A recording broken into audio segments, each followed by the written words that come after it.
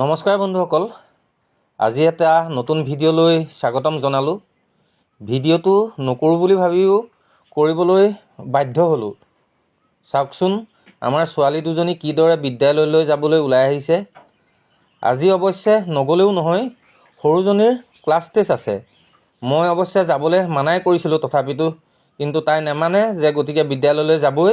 গতিকে মাকৰ কোচত উঠিয়ে মাকে লৈ আহিছে। ডাঙৰজনী পিছফালে আহিছে। তাই অৱশ্যে ভিডিঅ' কৰিবলৈ মানা কৰিছিলে, পাপা এইবিলাক ভিডিঅ' নকৰিবা। তথাপিতো মই ভিডিঅ'টো কৰিবলৈ আৰম্ভ কৰিলোঁ। ইয়াৰ বাবে অৱশ্যে কাকো দুখ দিব নিবিচাৰোঁ। নিজৰ অভাৱৰ বাবে মাটি ভৰাব নোৱাৰিলোঁ। এইবাৰ পানী ওলাই যাবলৈ আগফালে পাছফালে কোনোফালেই বাট নাই, সকলোফালে বাট বন্ধ।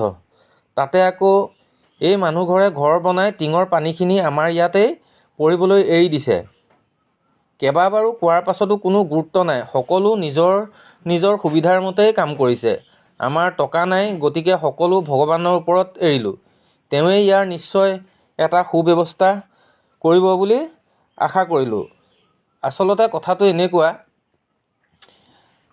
যেতিয়া কোনোবাই ঘৰ বনায় তেওঁলোকে নিজৰ সুবিধাখিনি তেওঁলোকে নিজেই কৰি ল'ব লাগে, বা ওচৰ চুবুৰীয়াৰ কাৰোবাৰ সুবিধা অসুবিধা হৈছে নেকি সেই কথাখিনি চাব লাগে। আচলতে মানুহৰ সিমানখিনি ভাবিব পৰা এটা সৎ মানসিকতা থাকিব লাগিব।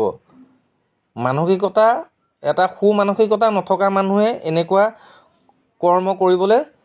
কৰ্ম কৰে।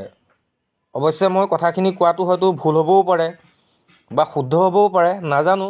মনৰ কথাখিনি আপোনালোকলৈ বুলি এৰি দিলোঁ, আৰু ইয়াৰ এটা সুব্যৱস্থা যে ভগৱানে কৰিব, সকলো ভগৱানৰ ওপৰত এৰিলোঁ। ধন্যবাদ।